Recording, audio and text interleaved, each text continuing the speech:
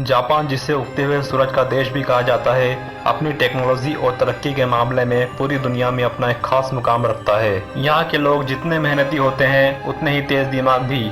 इनकी मेहनत का अंदाजा इस बात से लगाया जा सकता है कि दूसरे विश्व युद्ध में अमेरिका द्वारा इस देश पर हुए परमाणु हमले से इसके तहस नहस होने के बावजूद यहाँ के लोगों ने आज इस देश को उन चुनिंदा विकसित देशों की कतार में ला खड़ा किया जो विकास और तरक्की के मामले में पूरी दुनिया में अपना डंका बजाते हैं।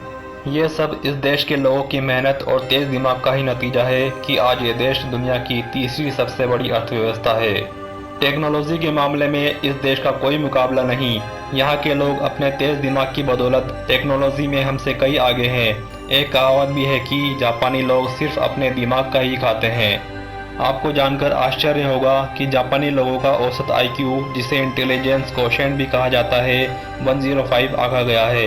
वहीं भारत के लोगों का औसत आईक्यू है 82। आईक्यू को तेज दिमाग का एक मात्रक भी कहा जा सकता है, यानी जितना ज़्यादा आईक्यू उतना ज़्यादा तेज दिमाग। पर क्या आप जानते हैं क्यों है यहाँ के लोगों का आईक्यू हमसे इतना ज़्यादा और क्यों है यहाँ के लोगों का दिमाग हमसे इतना तेज? वो ऐसा कौन सा तरीका है जिससे यहाँ के लोग अपने दिमाग को इतना तेज कर लेते हैं कि बड़ी से बड़ी प्रॉब्लम भी इनके सामने सिर्फ एक खेल खेलने जैसी होती है? इन सभी सवालों के जवाब हम आपको इस वीडियो में बताने वाले हैं, जिसे पूरी दुनिया जानना चाहती है। पर इससे पहले हम आपको इस देश के ऐसे रोचक पहलुओं से रूबरू करा दें जिन्हें आप शायद ही जानते होंगे। जापान एक खूबसूरत देश है। यहाँ का 70% हिस्सा पहाड़ी है। इसमें 200 से भी ज़्यादा ज्वालामुखी हैं। यह देश लगभग 6800 द्वीपों से मिलकर बना है। यहाँ पर ज़्यादातर बौद्ध धर्म को मानने वाले लोग रहते हैं।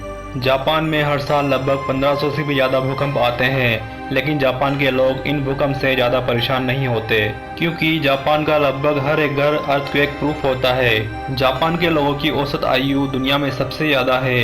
यहाँ का आम इंसान 82 साल तक जीता है। जापान में 100 साल से ज़्यादा उम्र के 50,000 से भी ज़्यादा लोग हैं। वैसे तो सुमो रेसलिंग जापान का लोकप्रिय खेल है, पर जापान के युवाओं का ध्यान इस खेल से कम होकर फुटबॉल और बेसबॉल की तरफ ज़्यादा बढ़ रहा है। जापान की गेट टावर बिल्डिंग पूरी दुनिया में एकमात्र ऐसी बिल्डिंग है जिसके बीच में से हाईवे निकलता है। जापान में काली बिल्लियों को बहुत ही शुभ माना जाता है। जापान में 90% से भी ज़्यादा फ़ोन वाटरप्रूफ हैं, क्योंकि वहाँ के लोग नहाते वक्त भी फ़ोन का इस्तेमाल करते हैं। जापान हमसे टेक्नोलॉजी के मामले में हर क्षेत्र में आगे है, चाहे वह रोबोटिक्स हो, बुलेट ट्रेन हो, ऑटोमोबाइल हो या मेडिकल लाइन। क्या आप जानते हैं जापान में एक बुलेट ट्रेन ऐसी भी है जो पटरियों से ऊपर हवा में तैरती हुई चलती है?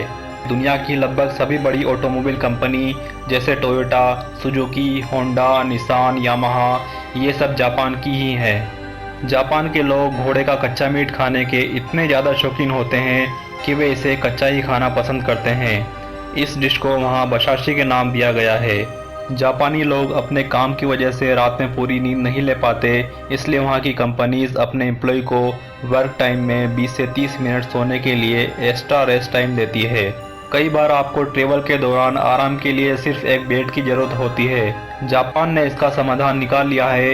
यहाँ कैप्सूल्स होटल बनाए गए हैं जिसमें सिर्फ एक बेड जितनी जगह होती है, लेकिन वाईफाई और टीवी जैसी सुविधाएं भी होती है। जापान में किसी होटल या रेस्टोरेंट में टिप देना अच्छा नहीं माना जाता। यहाँ टिप दिए जाने पर सामने वाला बेहद ही असहज महसूस कर सकता है। जापान में वेटर, ड्राइवर या अन्य वर्कर सामान्यतः टिप लेना पसंद नहीं करते। जापानी समय के बहुत पाबंद होते हैं। जापान में ट्रेन भी ज़्यादा से ज़्यादा 20 सेकंड लेट होती है। क्या आप जानते हैं जापान में चौकोर तरबूज उगाए जाते हैं? जापानी फोगो फिश खाने के बहुत शौकीन होते हैं। इस फिश को बनाने के लिए 11 साल तक ट्रेनिंग लेनी पड़ती है, क्योंकि यह फिश बहुत ही जहरीली होती है। जापान में चौथी मंजिल नहीं होती। यहाँ तीसरी मंजिल के बाद 5वीं मंजिल आती है। यहाँ 4 अंक को अशुभ माना जाता है। जापान के ज़्यादातर घरों में मेहमानों के लिए कुछ जोड़ी जूते एक्स्ट्रा रखे जाते हैं। जापान इसलिए पूर्ण विकसित है क्योंकि यहाँ मजदूर और सरकारी कर्मचारी को समान वेतन मिलता है।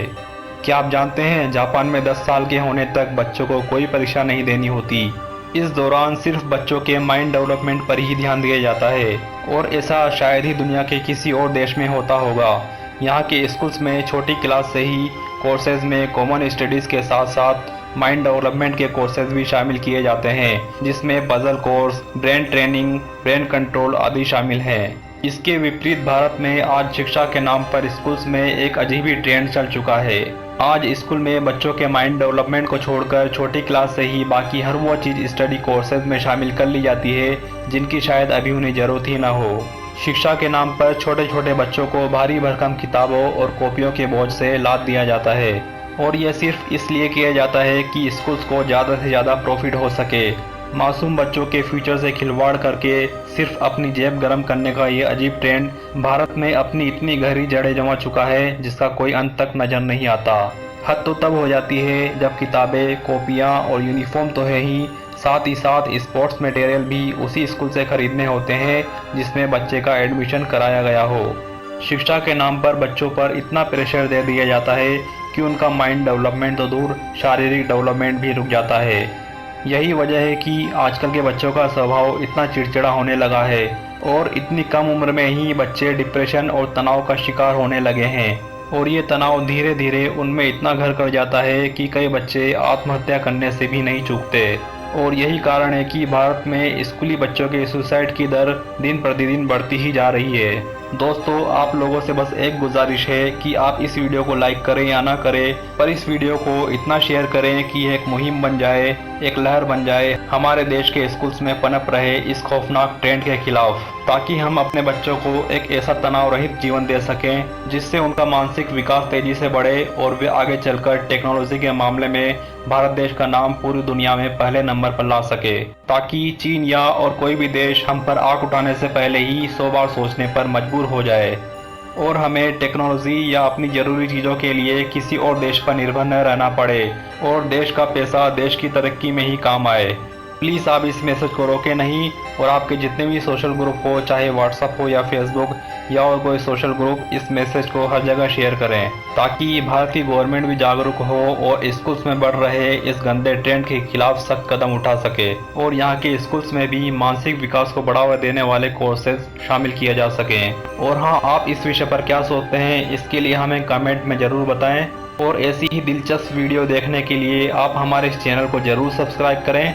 इस वीडियो के नीचे दिए गए सब्सक्राइब के लाल बटन पर क्लिक करके आप हमारे इस चैनल को सब्सक्राइब कर सकते हैं। तो फ्रेंड्स, मिलते हैं और एक दिलचस्प वीडियो के साथ। जय हिंद, वंदे मातरम।